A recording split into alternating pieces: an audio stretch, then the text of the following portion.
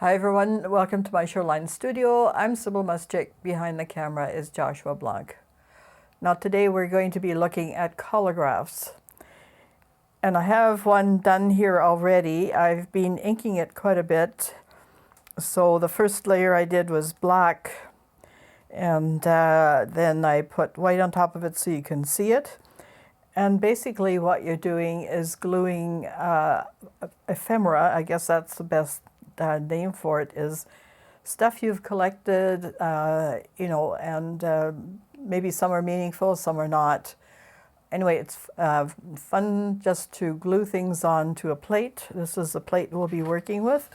It's gessoed already. It has, it's just a piece of plywood and treated and gessoed. Treated, I just mean sanded down and then put gesso on top.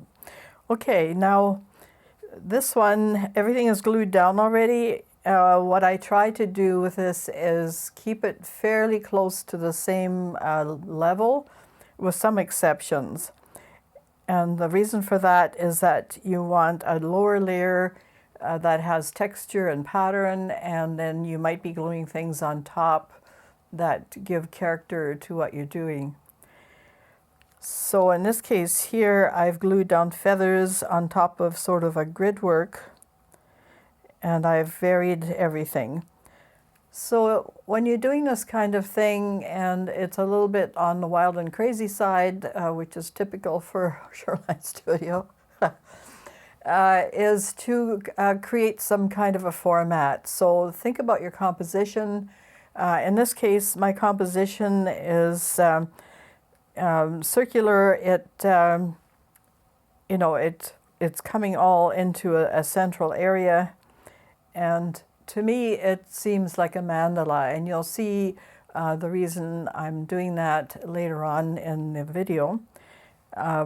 We will be doing several colors. That's called pupé and a la pupé, and so you're just not just inking with one color, you can ink with several if you like. So you could pick out, for example, the feathers could be done maybe with a little bit of a different tone. The background could be inked first, and there's ways of inking that I will show you. Now it's a bit of a messy process, the inking part, so have gloves handy. And I sort of have a nasty pair, is what I call it. This is a nasty pair where I'm inking dark colors, and this is a good pair. So, but we were not there yet. So first of all, I want to show you some of the results of inking and printing. So the first one I did, I think, was this one, and I just inked in black. It's sort of like an etching. I think a collograph is sort of between an etching and a collage. And what you do is, after you've glued things down and you've varnished it, then you can ink it like you would an etching, and then you take a lot of the paint off. Printmakers use tarlatan, which is sort of a mesh-like fabric that's been stiffened. But, newsprint works just fine. Your Canadian Tire flyers, they spend a lot of money putting these out, so I think you should give them the extra credit and use them. So here's the first print that I pulled, and this is in black. And as far as the inking goes, it's not bad. You can distinguish the feathers from all the different patterns I've glued down, and the feathers are obviously on top of some of this pattern in the background. Then I did it, this is much more difficult. This is a printmaking paper. So you wet this paper, and then you place it on the plate after it's been inked, and then you rub the back with a spoon or a baron or both, or in your hands. And if you look at the back, you can see the distinctive marks that it makes. And the way you can tell a print from a reproduction are the plate marks. So if you look around the edges, there are plate marks. Now, not as distinctive as, say, an etching where you've got a plate and you put your work through a press and you have a really nice plate mark. And then you can tell that the print, it is real print, a hand-pulled print, and it's genuine. So that's that. Now that's in black. Then I did a gray one. And all I did was put white on top of the black that was on there. And it turned out not too bad. My feathers are quite distinctive. You can see all the patterning.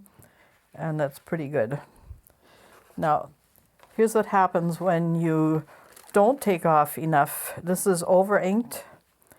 It's quite dramatic, of course. But, you know, you're losing a lot of detail, especially here in some of the underlying patterns. So you haven't taken off quite enough ink for this to work. So this one is what we call an artist proof, where you're trying to get a good print, and it's a beginning. Now here's another example of an artist proof. This is just on Oriental paper, and this is after I've pulled that one and that one. And this is what's left on the plate. So not a lot of detail on that one. I could probably work with this one with different media. So it's not a total loss. Now this one, etching ink is kind of peculiar. Let's put it this way so you can see the... Now this one is still wet because it's, this is tracing paper. And if you have the right kind of tooth on the paper, the ink will dry almost right away, or at least overnight. And this is still, because this is tracing paper, you can see it's still shiny in spots, and it's going to have to oxidize in order to dry. Anyway, so what you're looking for in a Collograph are these lovely details. Now, it's kind of a unique printmaking form because it's the only one that I know of where things that overlap, the underneath will be visible. So with a woodcut, when you say you cut all around the feather, none of this would be showing because you've cut that away. So the Collograph, here we get this extra texture. So that's why we do it. And besides, it's loads of fun gluing stuff, you know, onto a plate. So let's start with that.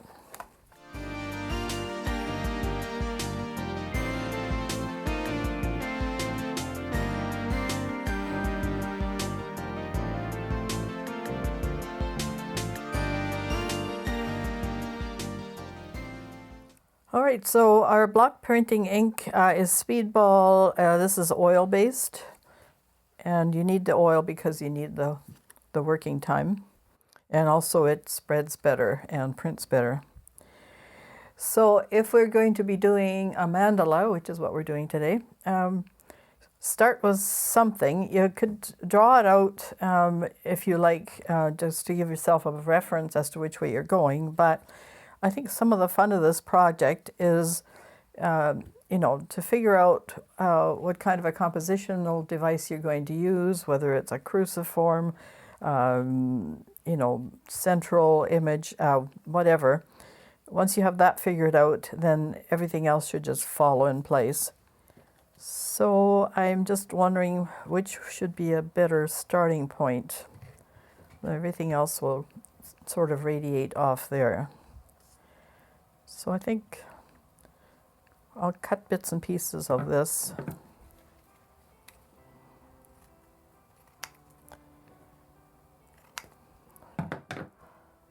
So we'll just sort of start laying out. Try and cover all of this background. I know that's not going to be easy, but you'll be sort of going back and forth. So grids are nice.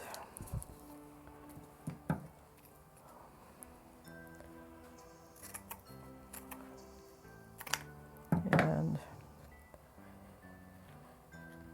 I'm just thinking about my composition a little bit, not too much. And what you put in one area, maybe repeat it in a slightly different way somewhere else.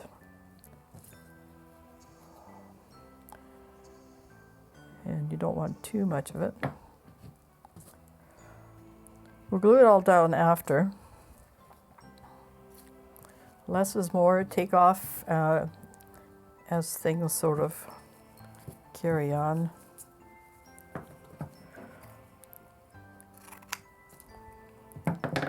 You can rip it too, right? So that's more. Yeah, put it there.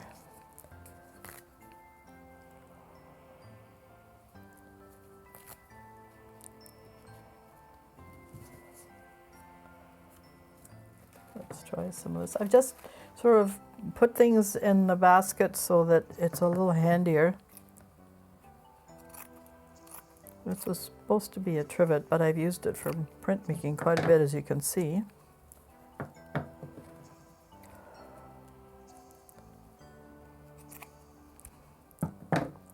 If we want this feeling of radiating, maybe have a few pieces that echo that.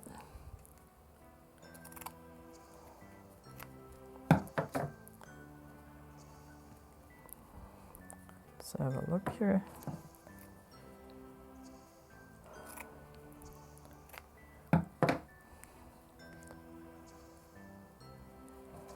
Even more.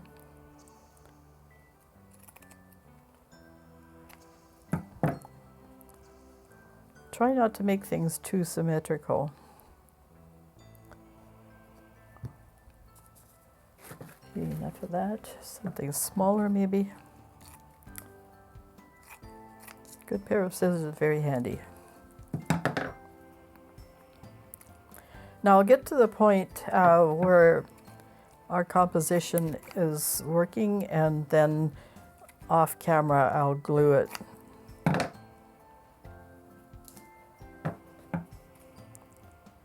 We won't be working with this one because it takes several days to dry. You have to put at least 2 layers of matte medium on. Now here's what I mean about overlapping things where one is at a different level than the other. Try not to have it raised too high or your paper will tear, which you don't want to do, even though it's wet.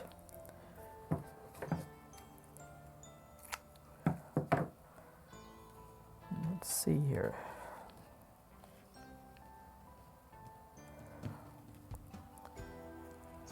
Maybe a little bit up here.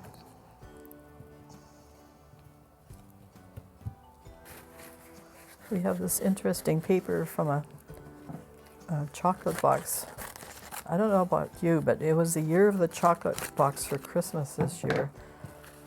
And we were struggling to get through it all.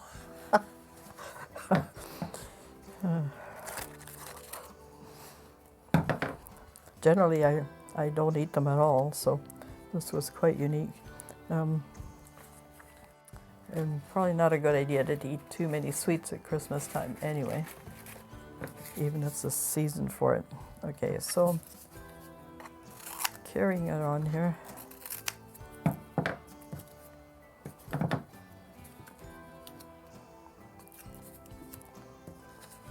So there is some madness to this method. Mostly madness, I think. Well, that looks good. Okay.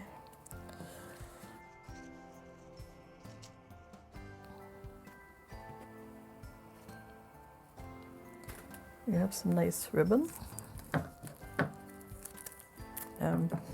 Like, don't take your most expensive ribbon, but you know, something that. So we've got a lot of short pieces, so let's put a few long ones in, and they can all, because it's thin, it will glue down nicely. We're creating that feeling of mandala, right?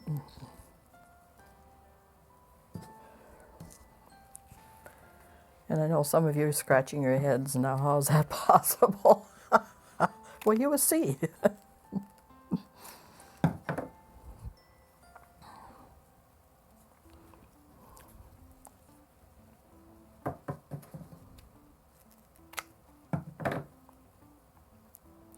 Those of you who do quite a bit of collage are familiar with this process.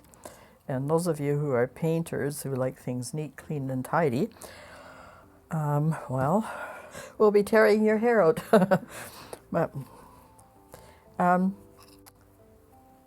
know, give yourself an opportunity to mess with things sometimes and just see what happens. Eventually, order comes from chaos, believe me. Now, botanicals are kind of a problem. They break, and I'm going to try with this one. We'll see. I'm sure it will glue down eventually. And this is very personal. This is from a wedding anniversary. My sisters sent this to me, and so personal objects, like, that's what mandalas are really all about. It's something very personal, and that should do okay. So we've got a fair amount of stuff covering everything. This is one time where you know, you usually have to have a place for the eye to rest and things of that nature in a composition. But because not everything will print because of the level it's at, you really don't have to worry about it with a Collograph.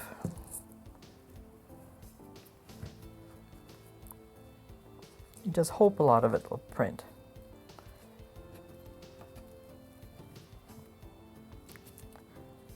Now this, you know, this is like too high, so if you're going to use feathers at all,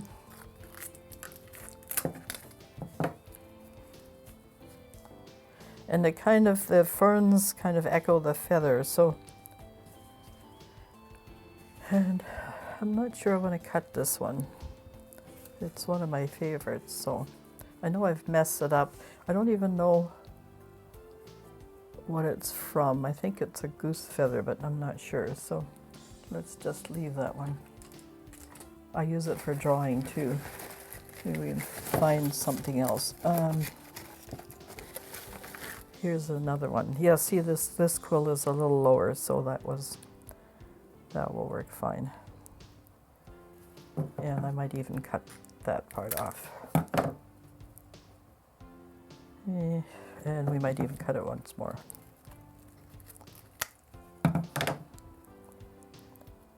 How about there? And maybe up here. Get rid of stuff as you need to.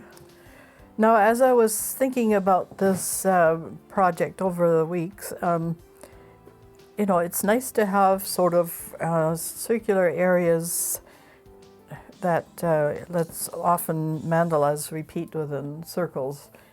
So let's throw a few circular things in here.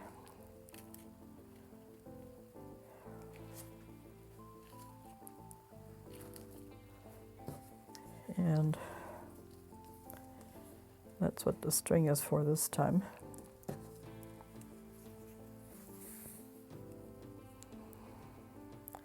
Now, we had one of our snippets where we were doing things with string. We'll put it up on the screen for you, and you can check it out.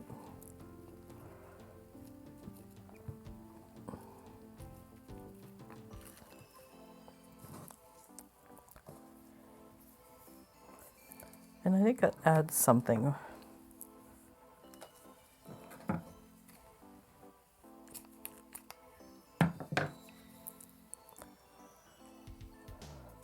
Now, they don't have to be complete.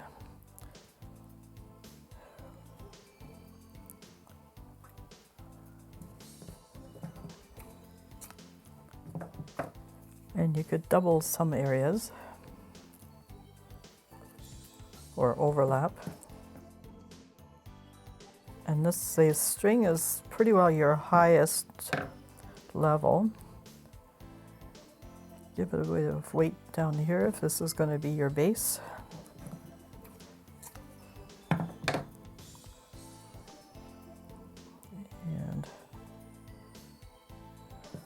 Maybe some small areas at the top, just to echo a little bit what the base is doing.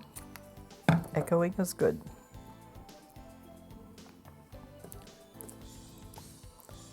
And it doesn't have to be like straight either. You can give it little twists and turns. For example, in here.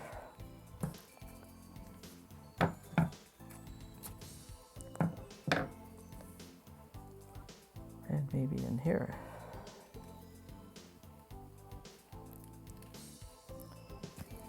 Now gluing this is going to be a challenge.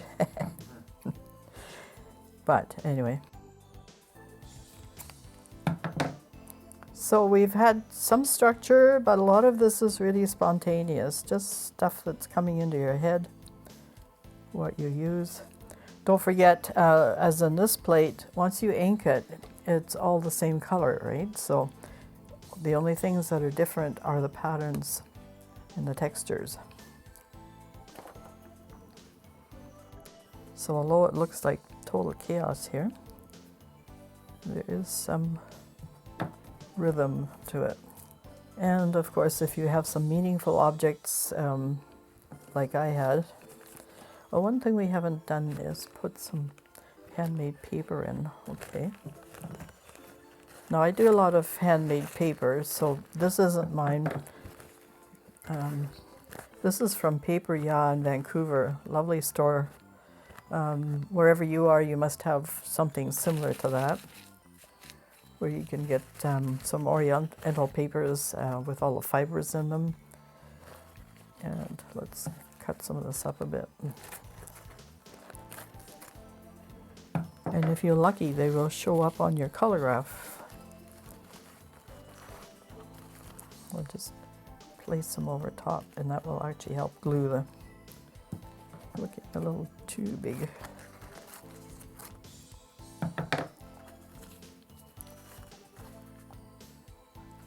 Covering some spaces that are underneath. Now when you're gluing this, you'll have to be very careful so that you don't lose your layers. So you just lift one little bit, stick some glue down, and then it's a quite a long process. So we're not going to be showing that. You know how to glue things onto things, I'm sure. Okay, just to alter the, and maybe a little bit more.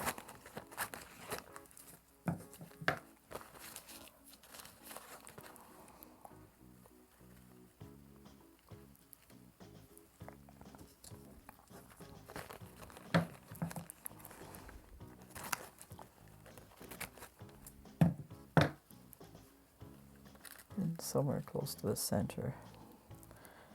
Okay. So now we just, what you can do is take another sheet of paper and maybe get it down.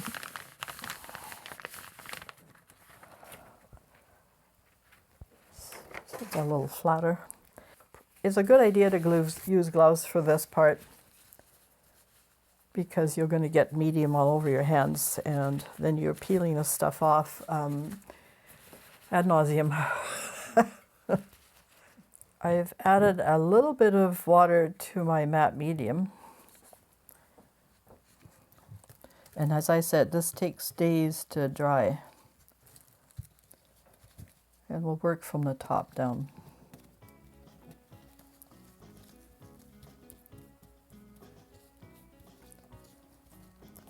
And after everything is glued and it's dried, you can trim off the edges. And not saying you can't adjust things at this point. If you think something isn't working, you can move it about. Some of it's going to move about regardless by the look of that. Yes. Unfortunately, yes, it's going to move about.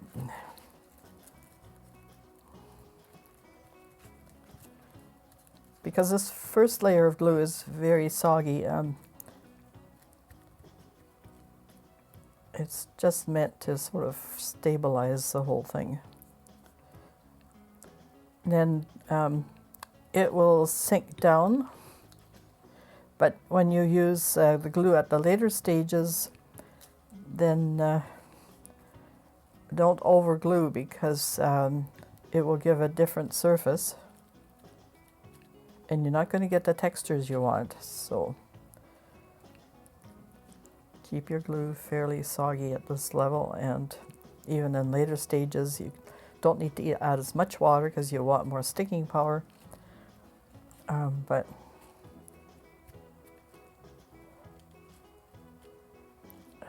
not so thick that it forms a texture of its own. So this is your first layer of glue. You're going to be doing at least one more and possibly 3. And it should dry within 3-4 days. And then you add your varnish. So buy a good quality varnish. Now newsprint is a good idea under here, or parchment paper, because you're going to have a lot of splashy glue here, and it does make a bit of a mess. Parchment paper is a good thing to use for weighing it down, because things don't stick to it so easily. See, some of it's sticking pretty good already.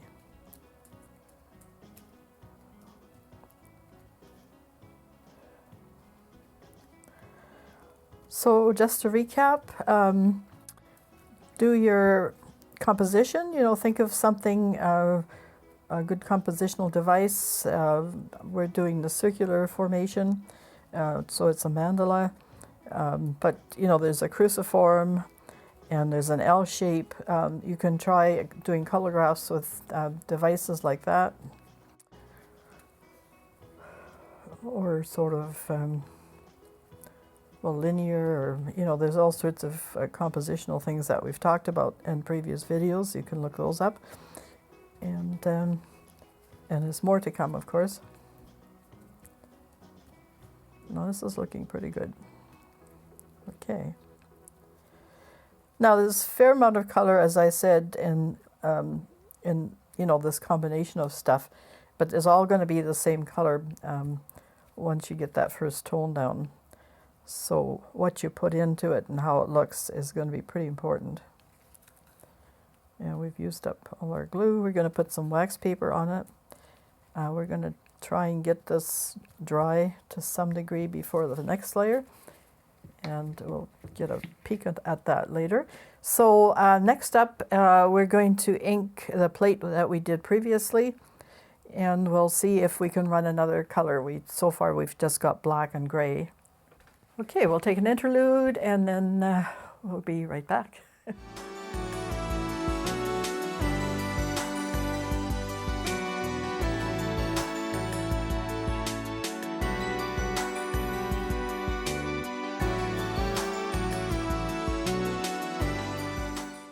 Okay, just making some color choices here. So far we have violet and we have blue in our oil-based speedball printing inks, and this can be used for fabric too. So we'll do this a la pupé. So some areas will be blue and some areas will be violet, and some areas of course will mix. So we'll start with the blue, I think, and then work our way down.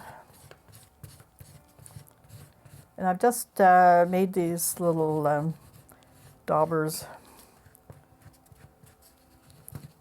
just out of some leftover cardstock.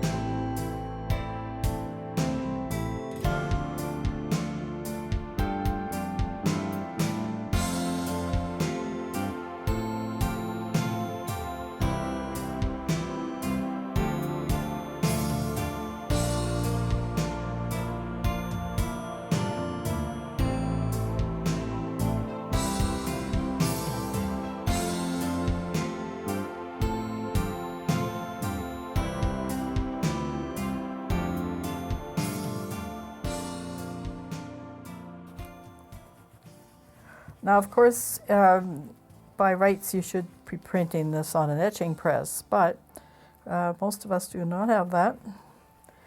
And collographs are a lot of fun, so you want to try them.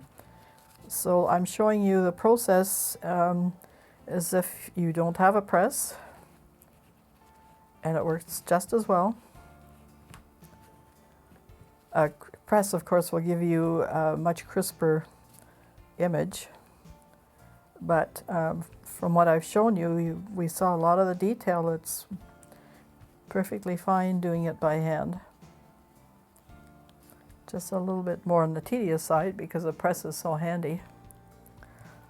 And when we're wiping back, we'll be filling in a little bit more as well. Gets into the crevices better.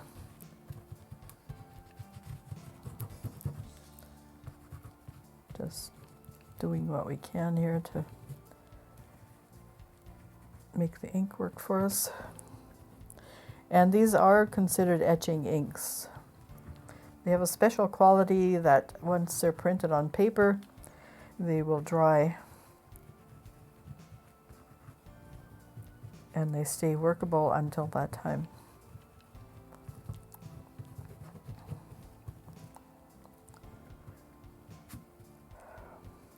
Now, Daniel Smith used to make some wonderful etching inks. I don't think they are anymore,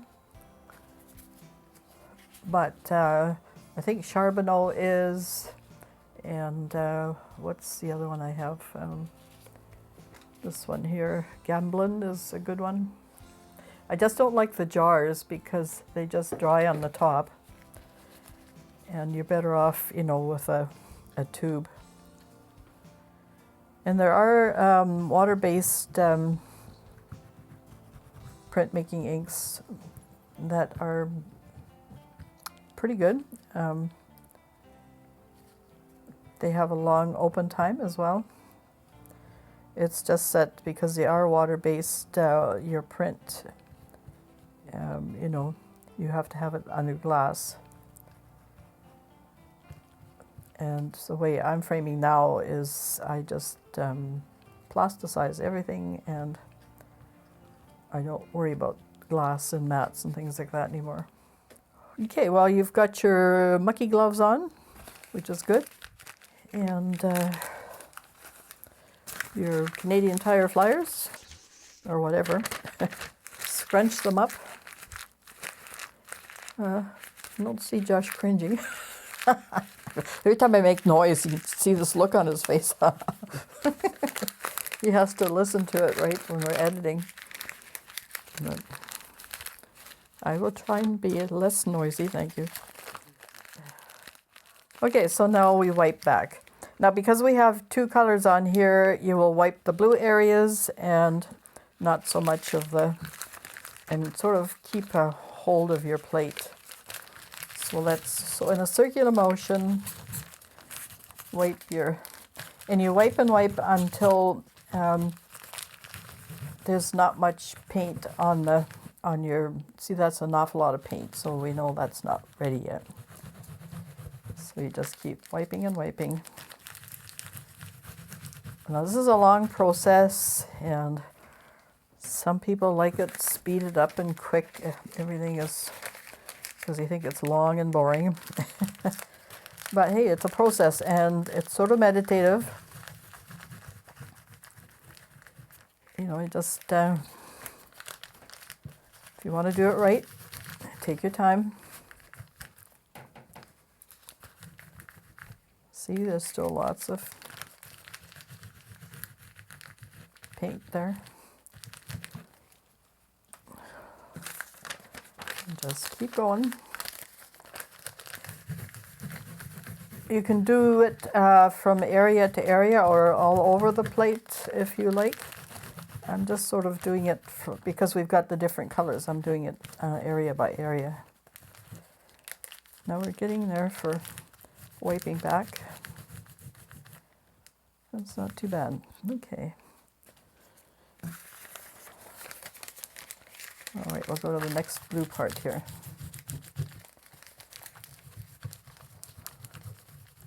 This works the ink in as well into the crevices, which is what you want. This is what you do when you're doing an etching. And an etching is basically a plate that has scrape marks that go into acid. And you're inking the little grooves.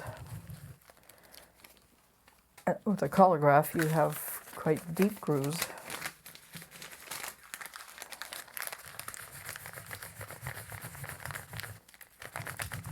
And you have different layers.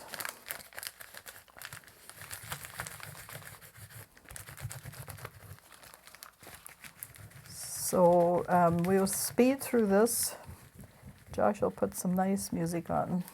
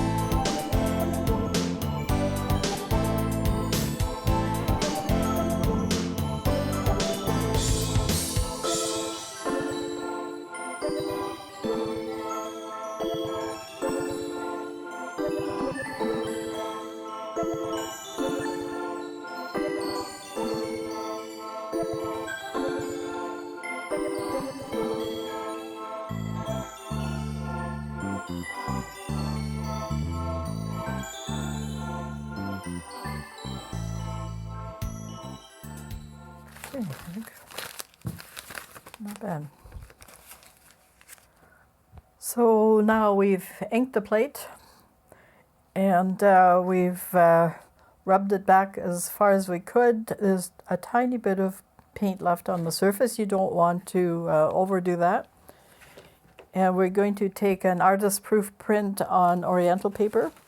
I think the smooth side is the one to use. So we'll place it. Because it's transparent, you can sort of see. And then you can start rubbing with your hand. The warmth of your hand heats up the ink a little bit and allows it to spread and print. And then we get into some heavier duty ways of working. You can use your Baron.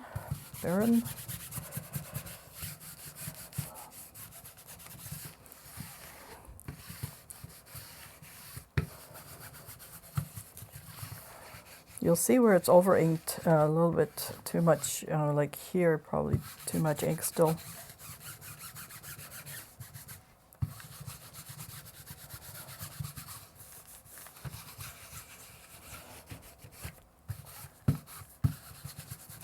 This paper is actually, it looks delicate, but it has long fibers because it's made from the mulberry bush. And they pound the, actually the twigs of it, not the leaves, and pound it and add lye and so forth to it. And then eventually it becomes paper. And it has amazing transparency and strength.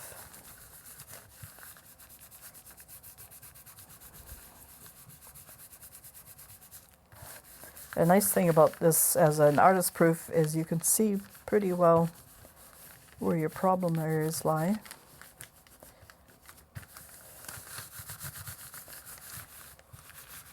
And it takes off that first layer of paint before you take your good print with the printmaking paper. Now I think what I have is Reeves BFK. And it's one of the best.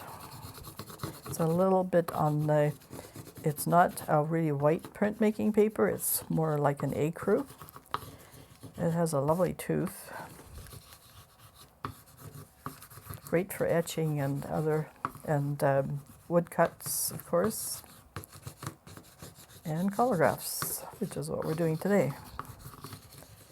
This is our artist proof. This is where you test to see if it's going to print properly. You don't need to wet this one. And if it's a good print, you know, it's very viable as the paper as a good print. Okay, so let's have a peek and see, did we over? It looks pretty good. We almost overdid it with taking the paint off. There's a few little blobs, but it's not bad. Okay, so that's our artist proof. Look at our feathers, quite distinctive. Could have probably rubbed a little bit more, but we don't need to because we'll do that on the Reeves BFK. Okay, so onward and upward. I'm going to take this off for a bit. And if Josh can hand me my little vat there and the towel. There's water in there. Yes, there's water in there. So just to show you, I'm soaking my Reeves BFK. And we just let it drip dry a bit.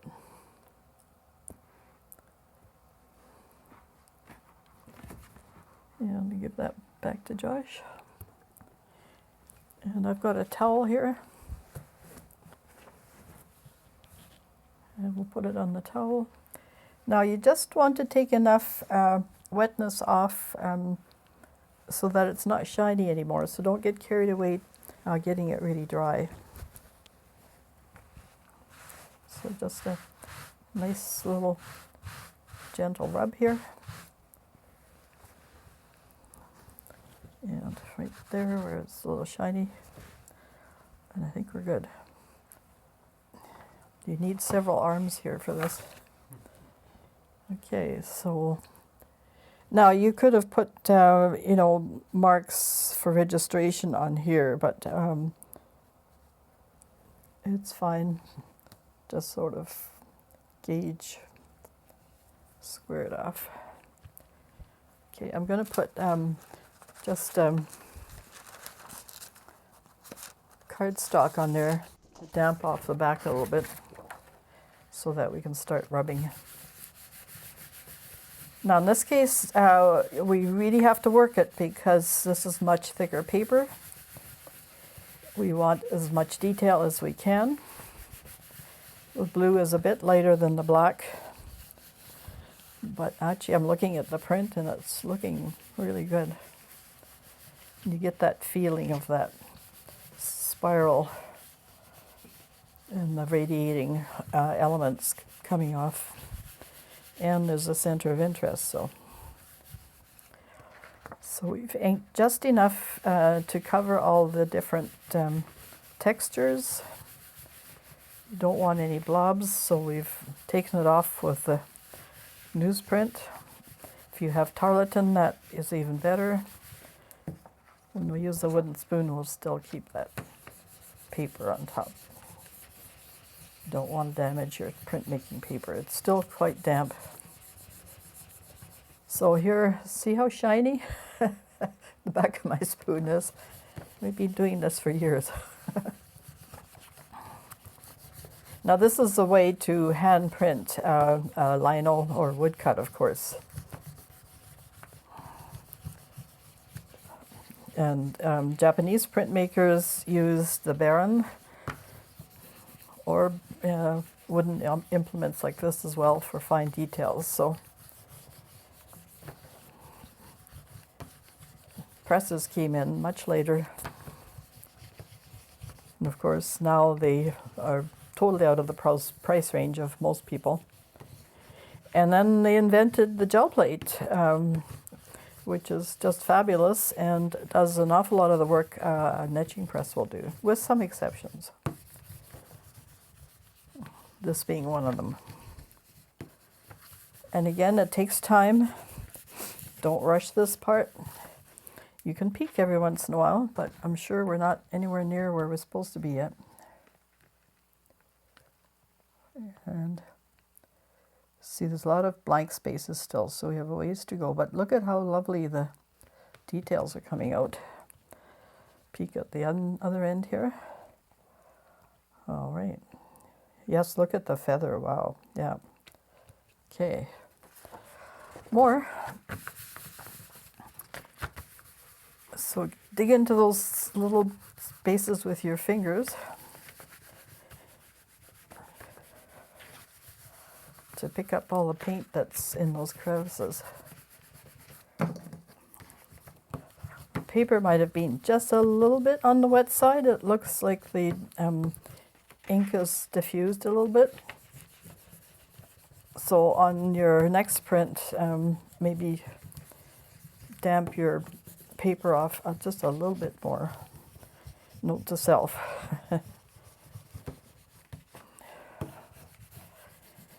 And you can probably run the blue for a while and then even change color. So don't be impatient, and you can peek, but just carry on until all those spaces are taken care of. All right, the big reveal. Now this is with printmaking paper. Oh, look at this. Wow.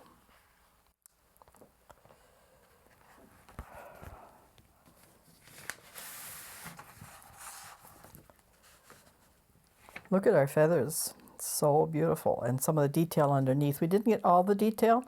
Maybe we didn't put quite enough rubbing in this area here. And but that's something you can fix on that. You could probably get another print off this. There's a fair amount of ink. But I think, you know, it works pretty good.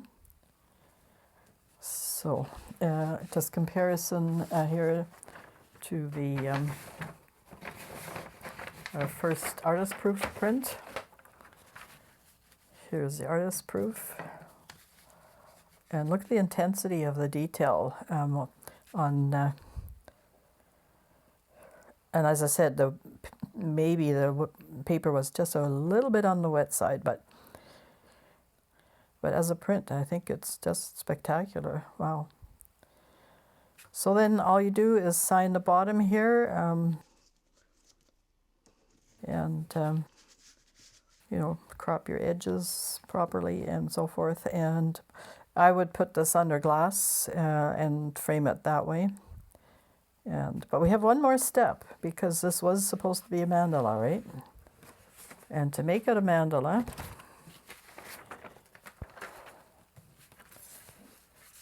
I did a print of it. I didn't want to cut this bottom print to begin with, but like a collage, you're going to glue this to that, and this is your mandala. And then this is the other details of the print. So there you go. Or you can do it this way. And this, by the way, it's amazing because usually oil resists water, but I was able to do a gel plate print and put that on top of one of the prints once it had dried, and the color turned out perfectly, so it's all good. Now let's see, join this up. That's where the little, there we go. And that's the other way of doing it. So there's your mandala.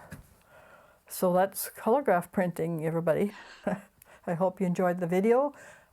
Please like and subscribe, and you know, ring your little bell, and let us know how you like this video, and if there's any particular printmaking you know, video we'd like, be sure and let me know. We really appreciate the comments. I try and answer every last one of them. So take care of yourselves and your families.